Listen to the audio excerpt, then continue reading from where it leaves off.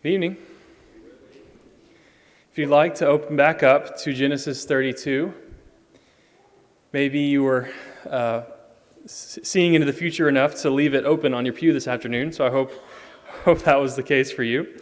Genesis 32, wrestling for a blessing.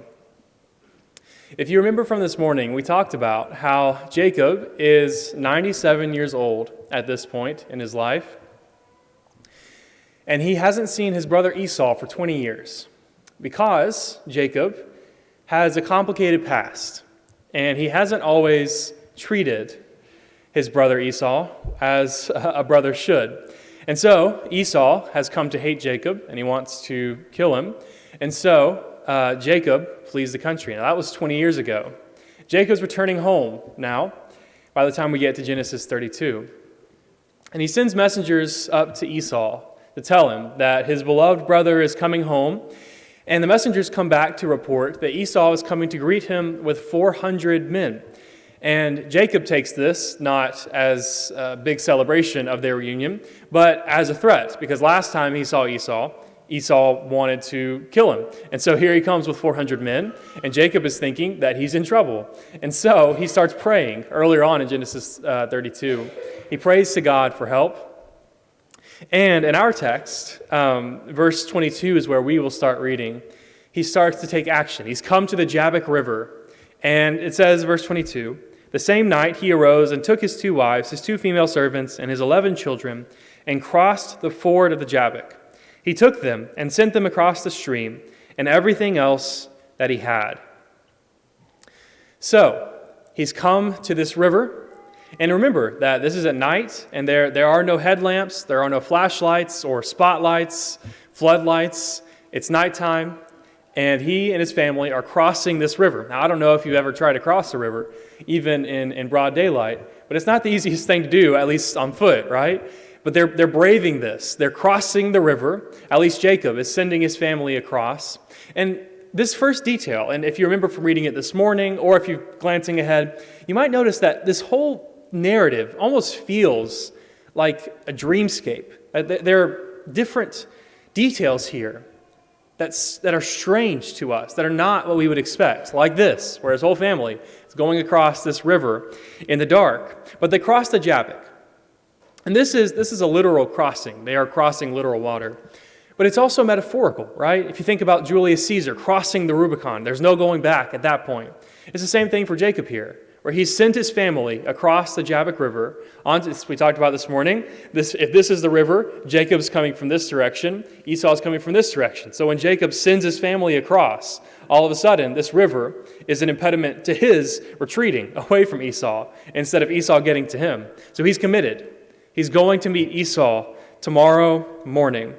There's no crossing this river again when you have 400 men with bad intentions coming at you, right? So he's committed. And in verse 24, it tells us, it sums up, that Jacob was left alone. So he's gone from being surrounded by all of his people and all of his things, and he sent them across the river. He's all alone for what comes next. And it's introduced so casually. It says, "And a man wrestled with him until the breaking of the day." Now, a hallmark of texts like this in Genesis and the rest of the Old Testament is the word behold. When you hear that word, you might even think of the Bible. That's behold, something is happening. That happens all over the book of Genesis, especially in moments like this, when something big or something strange is being introduced into the narrative. But here, there's no behold. It's just a man. Jacob is alone, and without any explanation, a man is there. And for some reason, they wrestle all night long. Just so casually, it's introduced. And this, at least for me, raises this inevitable question. Who is this man? Where does he come from? Where does he go? Well, who is this guy? And why is he present in this narrative? Well, let's keep reading. Because Jacob, I think, probably starts to wonder at some point in this night-long wrestling match.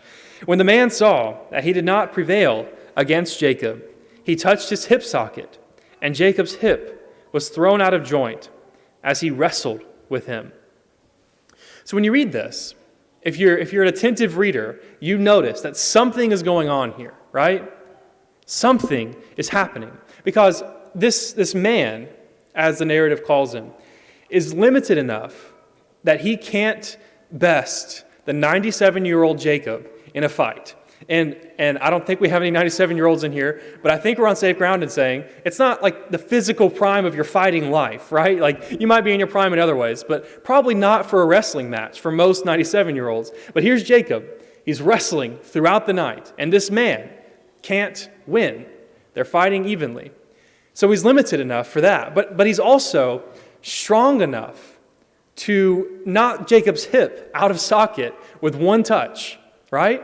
Which raises the question, how can this man be powerful enough to do that, have this unearthly power, and yet simultaneously be vulnerable enough to need it?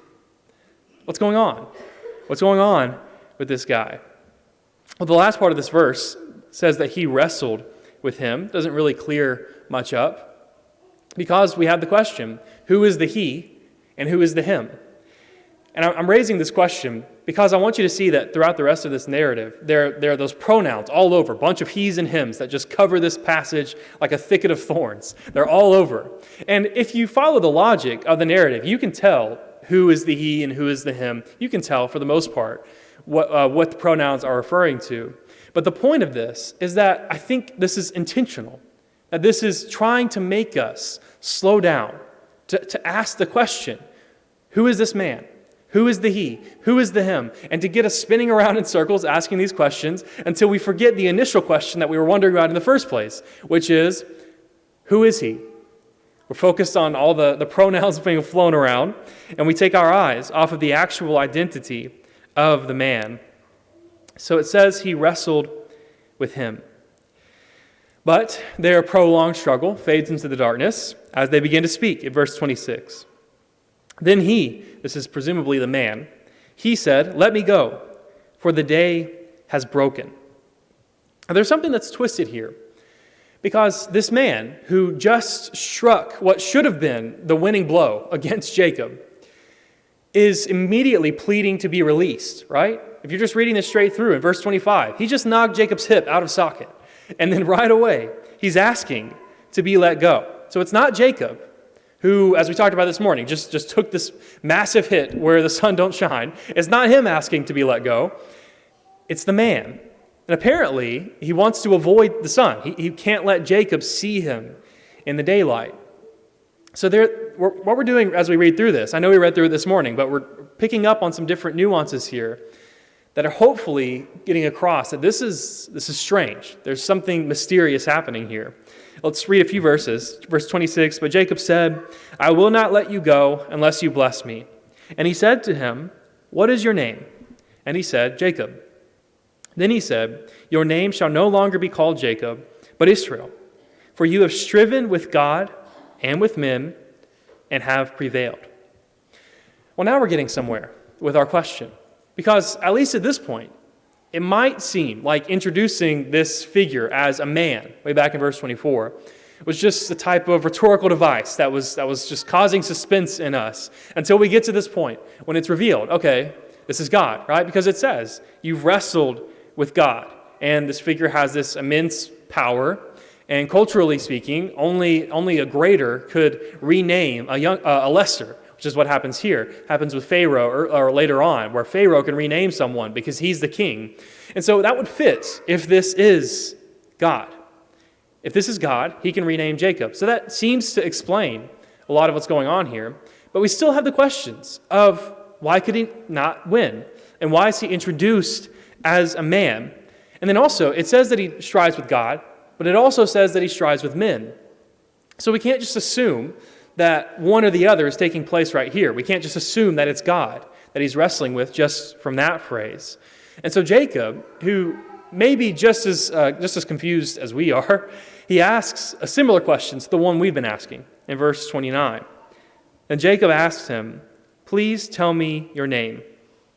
But he said, "Why is it that you ask my name?" So notice that he doesn't really answer Jacob's question, right? He deflects this question by asking another question. Why is it that you ask my name? Now, this type of question happens in other places in the Old Testament. And usually, what it's doing is functioning as a rhetorical question. In other words, he's not asking Jacob for a response. It's almost a playful question, almost joking to say, you know who I am. Just think about it. You already know. That seems to be the point of what he's getting at, that Jacob should already know who this man is, which doesn't really help us if we still have questions, because we don't already know. And it says, and there he blessed him. Again, who blessed whom? We're going to ask this question one more time. Who blessed whom? Because you might think that it's Jacob who's being blessed, since he's the one who asked just a little bit ago for a blessing. But grammatically, it could be either one. And also, given the back and forth of this text, if you were following along, it's like a tennis match where you're looking from the man to Jacob and Jacob to the man back and forth, it's Jacob's turn in the narrative. So it would seem that it might be Jacob who's doing this. And then also, in the next chapter, just a few verses later, Jacob blesses Esau. So he knows how to bless. Whatever skill you have to have, he has it. And so we have this question, who's doing what to whom? And the point, I hope, that we're getting across is that as readers, our expectations haven't had a second to take a breath from the moment that we began with this text. Our expectations haven't been able to settle since we started in verse 22. There's a lot going on here. And if you're looking at it, you'll notice that this encounter ends as mysteriously as it began, because the man who appeared in the darkness all of a sudden is just gone. He disappears back into the darkness. And so all of this is happening at night. So the darkness of this scene seems to be reflected in the darkness of the narrative, because the narrator wants us to focus on Jacob. It's almost like he's filming a movie or a TV show, and it's a scene where there's all kinds of stuff happening around the main character, but the camera is focused on the one character the whole time. That seems to be what's happening here with Jacob. It's focused in on Jacob. All this crazy stuff is happening that we have questions about, but Jacob is the one that the camera is focused on. So, this text is characteristic of many biblical texts, especially in the Old Testament, that it invites us to slow down. It invites us to read between the lines. And like the psalmist says in Psalm 1 and verse 1, to meditate on this teaching day and night. The Old Testament is what we might call meditation literature. It is inviting us to sit with it, to notice the nooks and crannies and the nuances that differ between similar texts and between confusing parts of the same text. So that's what's happening here. It's inviting you and me. I'm trying to create more suspense maybe than you might even feel when you read through it, because I think that's what it's inviting us to do. It's inviting us to sit in this question, in these mysteries. Who is this man and what is going on here? Now, there are a lot of theories as to who this man is. If you get on Google or open up commentaries, you'll find a lot of people think that it is God. A lot of people think that it's an angel. Some people think it's a river demon. If you dig far enough, you'll find that. Some people think that it's Esau himself who's come to meet Jacob on the night before their supposed meeting. And then others think that it's actually Jacob himself, that it's his subconscious in a dream that he's wrestling with as he's about to face his past tomorrow. So there are a lot of theories as to who this man might be. But I want us to read verse 30 to get some kind of hint toward an answer. So Jacob called the name of the place Peniel, saying, "For I have seen God face to face, and yet my life has been delivered."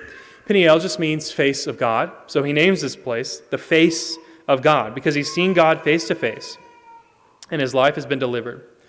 So when you read that, it seems clear who Jacob thinks this man is, right? Jacob thinks that this man is God. But even with that, we have some questions, because first of all, this is not what we might say, the inspired narrator giving an answer to our question. It's Jacob saying this. And if you take everything that the characters in the Bible say to be immediate truth, then you're going to have some problems with that, because there are a lot of people in the Bible who say some bad things. There are a lot of bad people in the Bible. So we can't just assume that just because Jacob thinks this, that it's the case.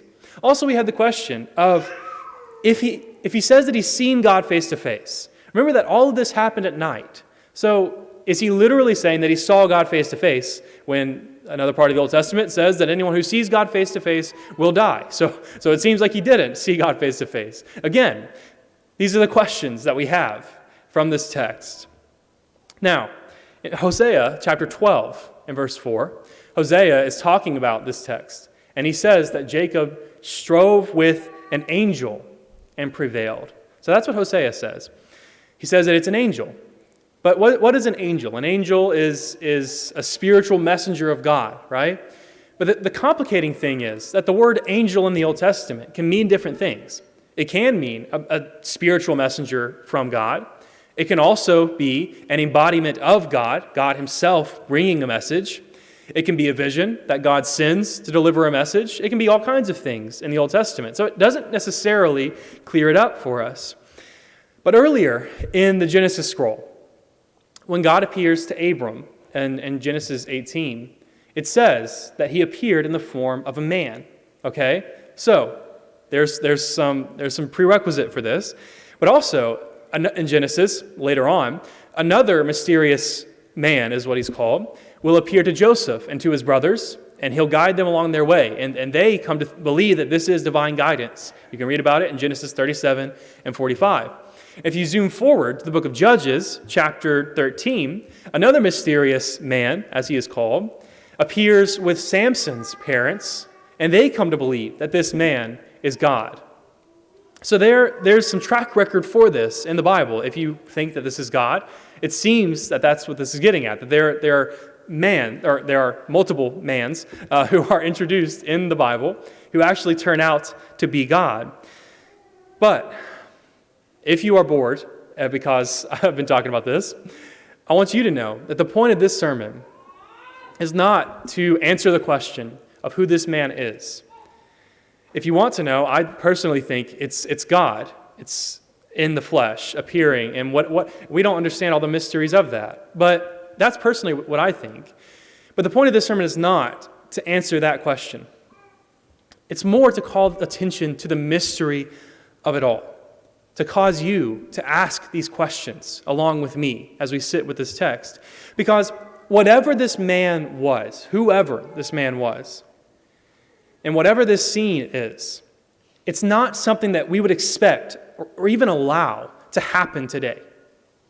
If I walked into this auditorium and told you that I had this experience with God this afternoon, in between my sermon this morning and my sermon this evening, y'all are going to have some questions for me, right? Y'all are going to be asking me some things about my mental health, because we don't allow things like this to happen today. Let's take angels. Let's take Hosea's word. At least let's think of the hallmark version of angels that we think of. They're gentle and cute and domesticated. They're Tinkerbell on top of the Christmas tree. That's how we think of angels. And I'm not trying to hate against that or say that it's completely wrong. But I think one reason why we look at angels in that way, when they do not look like that in the Bible at all, but one reason we think of them in that way is because, for the most part, we don't actually believe in the things. We don't believe in angels. We don't believe in demons. We don't believe that they're active today, at least, that they do anything. Those are superstitions of a pre-scientific age. You know, if someone hears voices today or speaks in strange voices, we don't immediately think demon. We have other words for that. We think of a mental breakdown. We think of neurodiversity. We think of the subconscious. And those are important ways that we've grown to speak about humans, that we can alleviate suffering and understand each other better. So those are good things. But many people would say that we live in a post-angelic age. And it's a good thing too, many people would say, that we've moved on from superstitions like this. And I'm not trying to put these beliefs onto you. And I'm also not trying to demonize people who believe this. But I think it's true that many of us have separated the spiritual world from our physical world. And maybe we've done it to the extent that the spiritual forces of evil that the New Testament talks about can run amok, and that you and I wouldn't recognize a spiritual force for good if it knocked our hip out of its socket. that we're just not thinking in those terms. But in Ephesians chapter 6, Paul says, finally, be strong in the Lord and in the strength of his might. So notice, as we think about wrestling, as we think about might, we're not relying on our own strength in this fight. We're relying on God.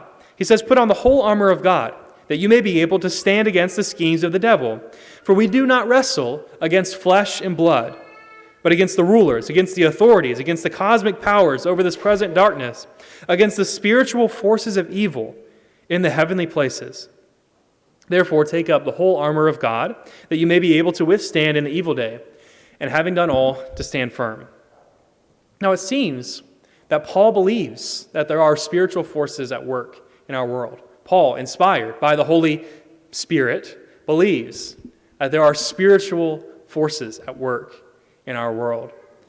But if you're like me, that might be way down on answer number 39. If something weird happens, I don't necessarily think spiritual force. I think that person had a bad day, okay? That might be way down on your list like it is on mine. But I think we're called by this text, by Paul, by other places, to reckon with this, to wrestle with the fact that our spiritual or that our physical world has spiritual realities. Now that's strange. For many people in our world, it disrupts the usual order of things. Because let's take angels. They're uncomfortable. When angels come into the picture in the Bible, they're not often welcomed. They're not popular because they come with a message from God. And a lot of the times, the message from God is not a very fun one. It's saying, God wants you to know this, and you got to take it or leave it. Like, the consequences are going to come, and you have to respond. So it's not always a fuzzy message that angels bring. They're not just cute cherubs. They're there to make us to pay attention, to listen to God. So they're unwelcome because they make us uncomfortable. Because I like my tidy world. I like my visible world where everything that I can see and only what I can see is affecting me. I like my scientific world that I can go through the scientific method and figure everything out. I like that because I can control it. But angels don't fit into that perspective. A common hallmark of angels in the Bible is that they're not recognized when they arrive. And when they leave, you might not ever know that they were there. In Hebrews 13 and verse 2, it tells us, don't neglect to show hospitality to strangers, for thereby some have entertained angels unawares. Now, that seems to be a reference to Genesis 18, where Abram entertained angels, and it turns out, or entertained these men, and it turned out to be angels. But the Hebrews writer, Hebrews preacher, calls us to think about how that might happen in our lives. That by showing hospitality to another human, I might actually be showing hospitality to an angel. Now, one more layer to this. If you're still there in Genesis 32, look at chapter 33 and verse 10. This is when Jacob is meeting up with Esau, and spoiler alert, it goes well. So it's a happy ending for the most part to this story. But Jacob tells Esau, I see your face as one sees the face of God, and you have received me favorably.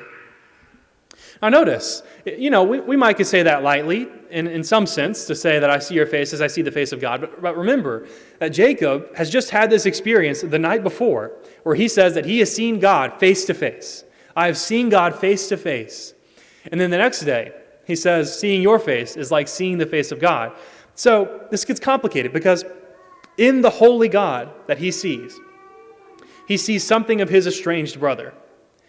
But then in his forgiving brother, he sees something of this holy God, right? He sees something of this blessing God. So this gets complicated, the distinction between the two. Because he's seen God, and now he's seeing the face of Esau like that. And he doesn't explain necessarily what he means by that. Maybe he just means that he thought he was going to die when he saw both of them. Maybe that's the explanation, that thought he was going to die the night before, thought he was going to die this morning, and somehow he's still here. So maybe that's all that he means. But it seems like there's more to it, because we know from page 1 of the Bible that humans are created in the image of God, right? It's this incredibly significant text that gives us an identity and a purpose, that says that we are created in God's image. So in some profound sense, when you interact with me and when I interact with you, we are interacting with God. There's something there that is divine inside of us that blurs the lines between us and God. So in some sense, we can say that interacting with each other is like interacting with the face of God, as Jacob says here in chapter 33. And then in Hebrews chapter 13, it hints at a similar idea to what we have here, that in interacting with people, we can interact with angels. So without even knowing it, we can interact with angels, and we can interact with God, apparently, just as we interact with each other. And yet, we fight and divide and gossip and hate and look down on and make fun of, as though we all are not in the image of God. We treat each other as though page 1 of the Bible was ripped out, that we're not in the image of God. We treat each other like seeing each other is not like seeing the face of God. We treat each other as though we probably aren't, and definitely will never interact with an angel unbeknownst to us. We treat each other as though we take our very own identity as images of God, that I am in the image of God. When I treat you badly, when I treat you in a way that God would not, I'm treating myself as though I don't really take seriously that I'm created in God's image. I don't really take seriously that David says in Psalm 139 that God knitted me in the womb, that God created each of us as this beautiful tapestry of creation. And I don't really take seriously Ephesians 2:10, which says that each one of us in Christ have been reknitted as God's masterpieces, that we are His handiwork, created in Christ Jesus for good works, which God prepared beforehand that we should walk in them. We forget so easily the truth that in our physical selves, we're interacting with spiritual beings who are created in God's image. And I want to leave you with one last thought, and this is from Jesus in John 10 and verse 9. He says, "Whoever has seen me has seen the Father." So I know when we interact with each other, it's complicated. It gets tough. It's frustrating to deal with people. People are annoying. People are loud. People are hurtful. Insert whatever other adjectives you want. It's tough, right? And that's why we devolve into these cycles of hate and distrust and division. But Jesus came to this earth, and He embodied what it means to be a human. As Paul says, He was the image of God. He says, "Whoever has seen me has seen the Father." So in one human body, He embodies everything that it is to be a human in all of its best senses and to be God, to be human and divine. That's Jesus. And you and I have the privilege of coming together to worship and talk about and follow Him. Tonight, if you haven't committed your life to Him, why don't you do it as we stand and sing together? Would you